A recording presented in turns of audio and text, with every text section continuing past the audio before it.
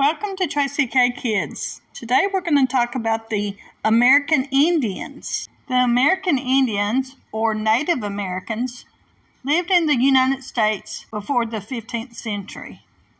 English settlers, or what we call Pilgrims, traveled to North America on the Mayflower, and they were met by the American Indians.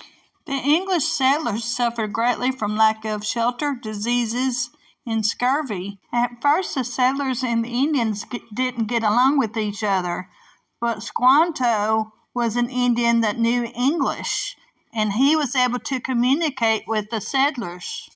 They finally established a peace treaty that ensured that each people would not bring harm to the other, and that they would come to each other's aid in the time of war. In November 1621, the Pilgrims celebrated a feast of Thanksgiving with the Indians.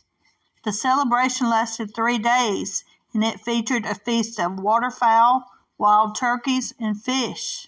After the feast was over, Squanto remained in Plymouth to teach the Pilgrims how to survive in New England, such as using dead fish to fertilize the soil. The American Indian tribes were generally considered semi-independent nations because they lived in communities which were separate from the white settlers. Native Americans suffered high fatality rates from contact with the European diseases that were new to them because they had not acquired immunity. One of the greatest epidemics was the smallpox. The Indians created a large variety of weapons, including knives, axes, and chisels. They wove baskets, made pottery, cultivated corn, beans, and squash. Deer, bear, and elk furnished meat and clothing. They later adopted colonial methods of farming, weaving, and home building.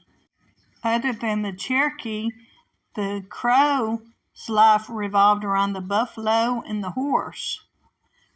From the former, they made food, clothing, robes, teepees, containers, and shield.